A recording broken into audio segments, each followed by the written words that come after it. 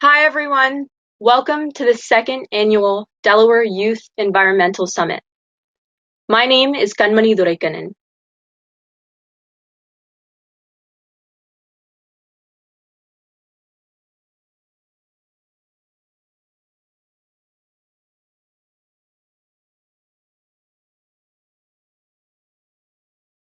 And taxing for all of us. And I appreciate you all taking the time to watch from the bottom of my heart. I hope you're all learning something new.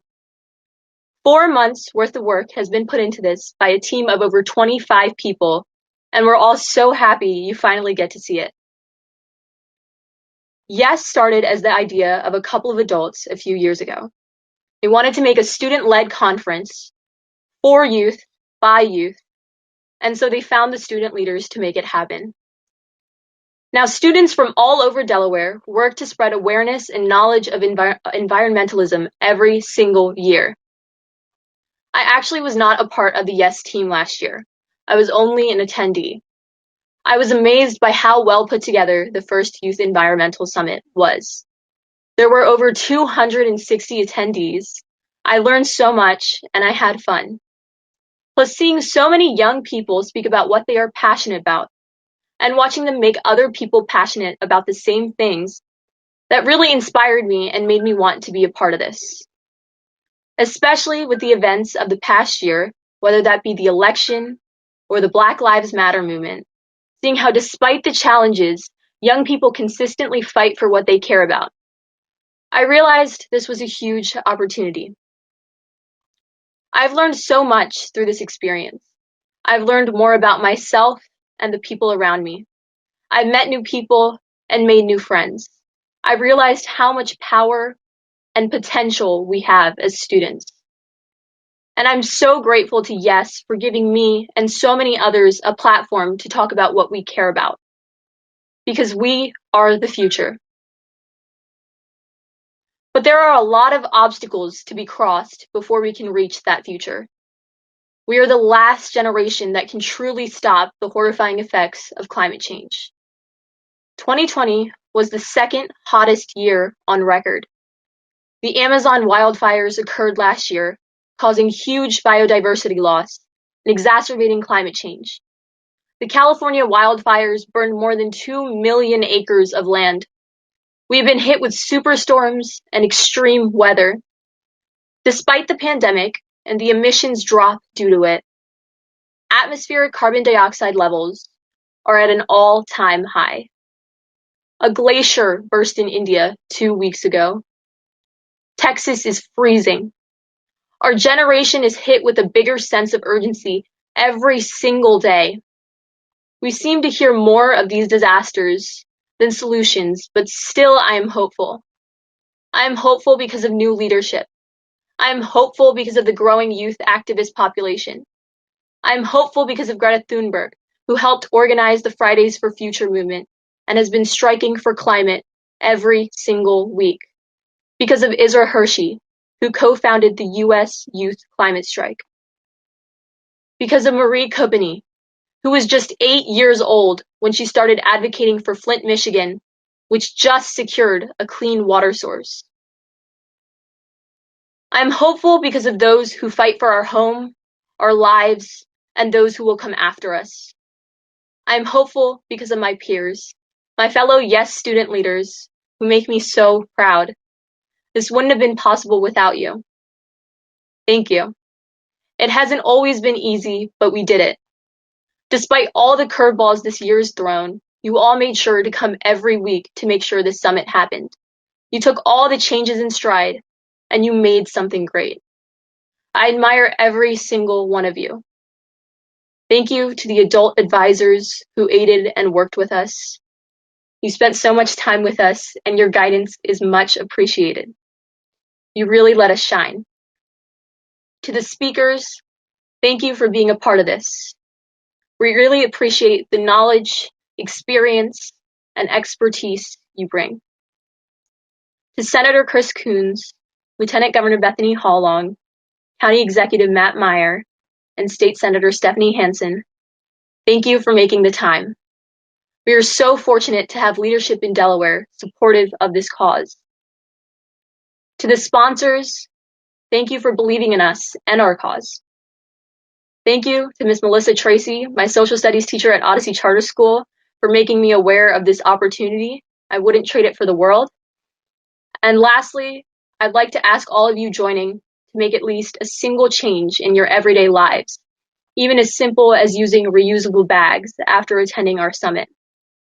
Climate change cannot be fought alone, and billions of lives are at stake. It's a collective effort, and we need your help. Thank you, and welcome again to the second annual Delaware Youth Environmental Summit. Our first speaker is Lieutenant Governor Bethany Hallong. Ms. Hallong initially served as a state representative and a state senator before she began serving as lieutenant governor in 2017. She has also served as a professor of nursing at the University of Delaware for over 20 years. Throughout her career, Lieutenant Governor has focused on issues such as behavioral health, cancer, education, and the environment. I'm honored to invite her to share her thoughts.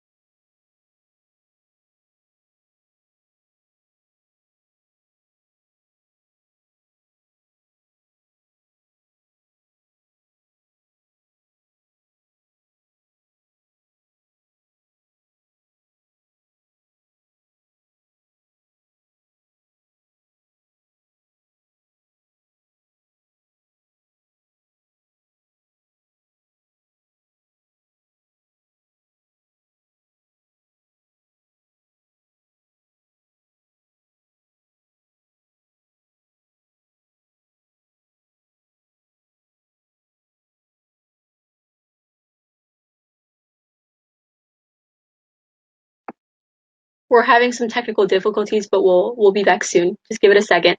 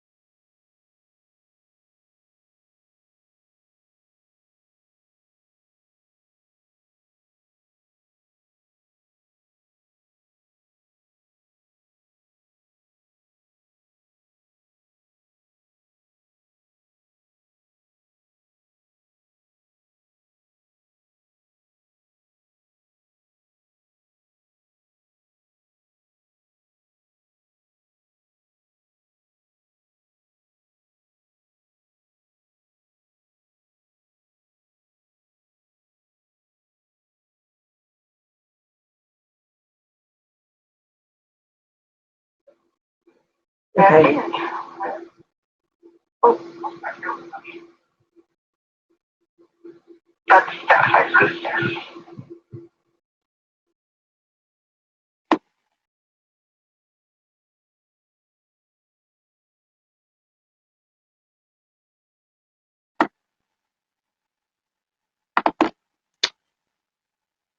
Should I go with Jack first?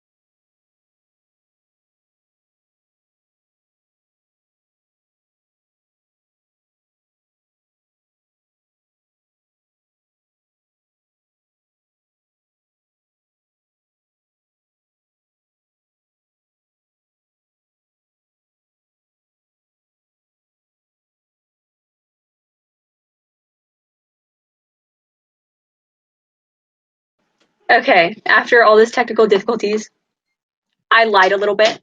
Bethany Hollong isn't going to go right now. But the founder and president of the Fridays for Future Delaware chapter, Jack Thompson, is going to speak right now. Jack is a sophomore at Salesianum who is heavily involved in his community and school. We are fortunate to have young leaders like him in our home state, and I'm so excited to hear what he has to say. All right, can everybody hear me all right?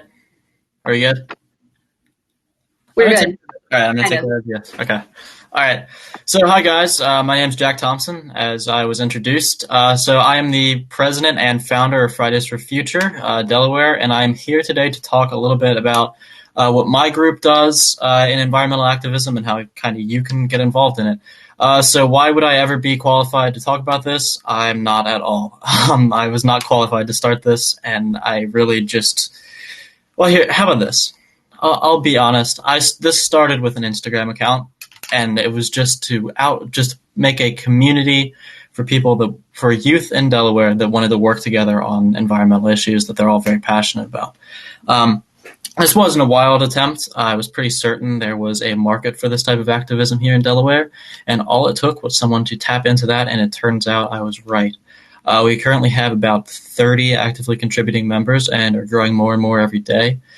This group is made up of people throughout the state, many of who would not ever interact with each other otherwise, which is something I thought was pretty cool. It was an unexpected result of that. So yeah, definitely this organization has made me gain some newfound hope for humanity. So to put this together, I must have known roughly what I was doing, right? No. I've had barely any contact with other Fridays for Future groups to this point, and I was really just, as I said, just trying to make that youth community where people could discuss stuff like this and work together. I'd like to also take a moment to establish that I have not done this all on my own. I've had a lot of help with my two spectacular vice presidents, Olivia Farrow and Mallory Murphy, as well as my secretary, Drew Lale. They've all been a huge help and have accompanied me for countless hours of Senate hearings and meetings and all of that stuff. So thank you guys so much. So if you're here, you're probably somewhat interested in environmental activism. So I kind of want to share some of the ways my group has grown and some of the ways that we kind of take action or try to take action. Um, so this all started. Our first action that we tried to take was by emailing our individual legislators here in the state to try and influence legislative action, which I know is it's kind of bold for a group that really has no idea what they're doing. At this point in the group consisted wholly of myself and occasionally my girlfriend Alex. This was a point where I was fearing the group had reached its highest membership. At the time, the Instagram account had roughly 20 followers, so I came up with the idea of just writing up a script to copy and paste and DM every single person that followed it. So that just to eliminate that anxiety of reaching out to some random Instagram account about trying to be involved. So that night we gained 4 members who are all still with us to this day. So that's pretty interesting. So to this day, whenever someone follows our account, I reach out to them personally, and that's kind of how you build that kind of relationship with people and make people feel more comfortable to help you out and get involved with your group. A disclaimer with that: when you're doing that, you're okay. Hold on, let me see how I can phrase this. You're making these people an offer. You're not trying to guilt trip them, so don't be too confrontational with your thing. Just be very accessible and very just kind of kind, you know. So accessibility for sure is a big thing, and that's just understanding people who join your cause are doing you a favor. And while you need to lay down rules so that there's structure, you also need to be really understanding and flexible with people, especially when they're taking their time to do it. So that's something that's a huge thing for us. But okay, back to the emails. So what I still try to do weekly and bi-weekly is write up a email template that people can just copy and paste and send to their individual legislators. We have a link where people can just kind of input their address or use the current location, and it tells them their Senate and their House Delaware representative. So we have them emailing those people probably weekly, bi-weekly, and that kind of helped us get our name out there, and also just to start advising on legislation because legislators don't know what you want them to do necessarily until you start talking to them. These are really important conversations to have and really important connections to make.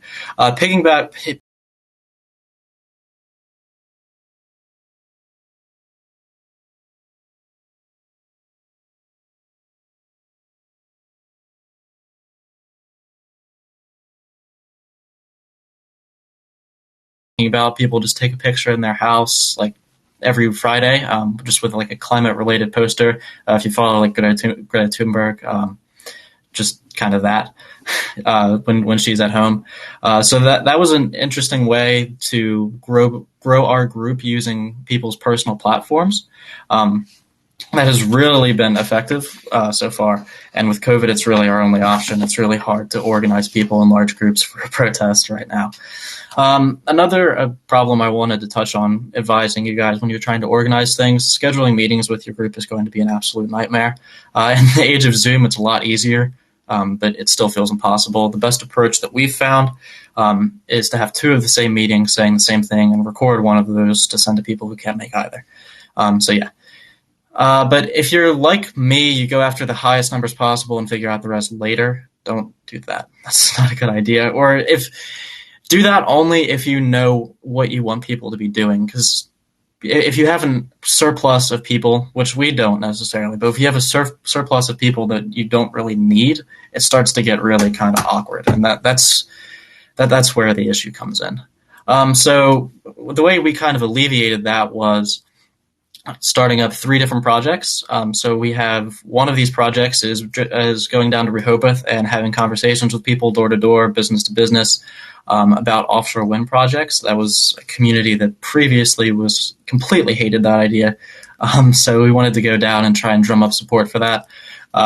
So we're working on putting that together right now. Also, myself, my vice president Mallory, and my secretary Drew all went down, and we received about 44 signatures from business owners, managers, employees, stuff like that, which was huge, and that was really helpful. So that was something we definitely forwarded to the state climate and energy committee, I think it is. So that was a really exciting thing. So just to clarify, offshore wind is a group of wind turbines about 18 miles off the coast, and that would be off of Rehoboth and Dewey beaches. 18 miles sounds really far because it is. So for a fun little exercise for everyone to do at home, when you're standing on the shoreline and you stretch out your hand like that, you can see about half of your pinky. So, I mean, that's not really that big of a deal, especially in summer when it's really hazy. You probably won't be able to see anything. The hazard lights at night will be an issue, but just shh. So, yeah, and then cost-wise, that's also really effective, but I'll get into that a little bit more later. Another group we have is legislation. My Vice President Mallory is in charge of that. That group focuses on preparing our speakers for community forums, and we're also working on proposing different legislation, kind of voicing our opinions on different things, all of that. Our third one is kind of in and out of existence every once in a while. It just depends on what we're trying to do. And that is planning in-person events, and that is headed up by my vice president, Olivia Farrow. So that she's very happy doing that, I think. So I wanted to go into offshore wind detail a little bit more. Or actually, no. Before I do that, I'm sorry. This is my first public speaking appearance in a while, so I'm a little rusty. I just wanted to touch on what we did with offshore wind and how that kind of relates to activism just as a whole. Making a connection with people like that's really important. Having these face-to-face conversations with people is really important. When we have people that scream at you over Twitter about how climate change isn't real, nothing gets done from that. Well, I think we all can agree on that. But it's really, really important to go out and do stuff like that. And it's obviously some people give you a hard no. Like, no, that's not something I'm interested in. No, I don't want to see hazard nights at light when I'm sitting on the beach. I'm not sure why you're sitting on the beach at night that much anyway.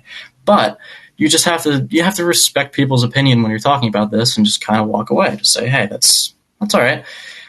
Even if you don't do that, even if you don't respect it. The truth is we could spend hours with these people fighting on Twitter while they call us slurs in the comment sections, but we'd really rather actually go and make real change and take action where we can. That's really the thing here. We have a responsibility as environmental activists, especially as kids, to kind of rise above that. And also, just let's think about this. If they're adults kind of taking their time to berate you, who's really the more mature one there?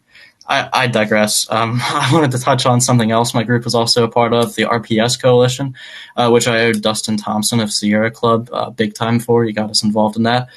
So the RPS Coalition was a group, I believe it was about 30 environmental groups from around the state that worked together on the new RPS bill.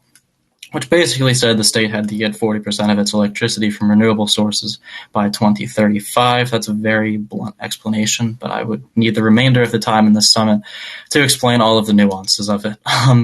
So that was a huge deal that got us up from the 25% it was before, and obviously 40% isn't enough.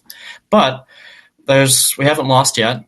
So there's a new bill being proposed pertaining to community solar, which is just large-scale solar projects that provide solar power for communities. It's pretty self-explanatory, right? And I think in that bill, they're going to also slip in, like, this can raise us to 50% by 2035. 50% obviously isn't enough still. It's I think we all know that. So another big thing to getting us there is offshore wind, and I've done hours of research on this, so I'm going to make you guys sit here and listen to it too. I'm sure you guys are all very excited about it. So one of the big things that people complain about with offshore wind is that it costs too much, and they're sort of right, but not for the reasons they think they are.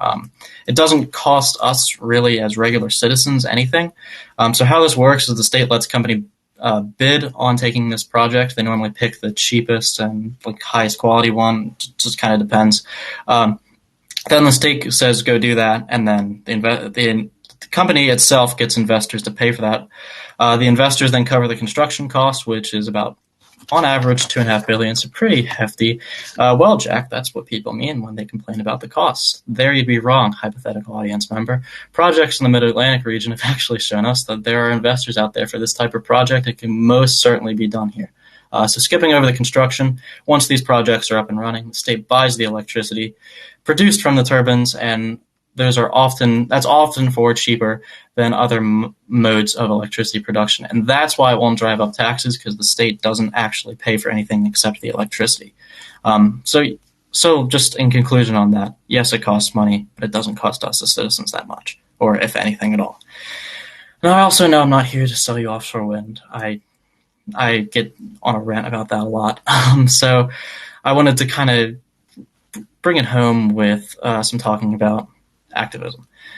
So I just wanted to send a message to people who are interested in getting involved in this or are already involved in this and kind of want to get a little deeper. You're already making a great first step by showing up to this. This is amazing that we're doing this. Building on that, there are so many groups around here, youth groups, my own Fridays for Future. I know Julia Ryle has a great group with Extinction Rebellion Delaware, who I actually believe are sponsors for this event. Correct me if I'm wrong there. One of the people who helped me the most starting off was Dustin Thompson from Sierra Club, another fine organization. But he is in charge of kind of training and stuff like that, and he's a great source for you guys. I can definitely send you I'll put that in the comment section, his email, if you guys would like that. Because he's just a great reference and he's helped me out a lot, and I should mention that. Also, I'm not looking for a fight if I didn't mention your environmental group there. There are just like 30 in the state, and that's hard to pick from. But that's a good problem to have, so I wouldn't complain too much about it. But yeah, the environmental activism community here in Delaware is really something that we should be proud of.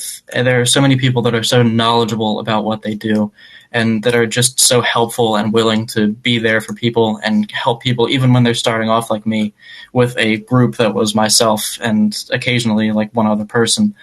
Like Dustin still took the time to talk to me about this stuff. So that was great. Another person I would be a fool not to mention for you guys is Professor Willett Kempton from University of Delaware. Expert on offshore wind. He's given me a great deal of resources, and if he is speaking to a group that you see somewhere, I would strongly recommend checking him out. But I've gone on a rant, and I'd like to bring it home here. I want to end on a message to everyone here. There's absolutely nothing you can't do in local government, so long as you are consistent and you are informed on the issues. You can be a force and accomplish real change no matter who you are. There are no requirements for this line of work, and I'm a prime example of that.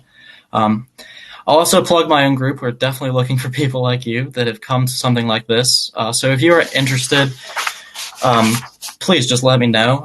I can put my email information in there, jack.fridaysforfuture.de@gmail.com or 302-538-1428. Thank you so much for everyone for taking the time to let me speak. Thank you everyone for putting this together, and enjoy the summit.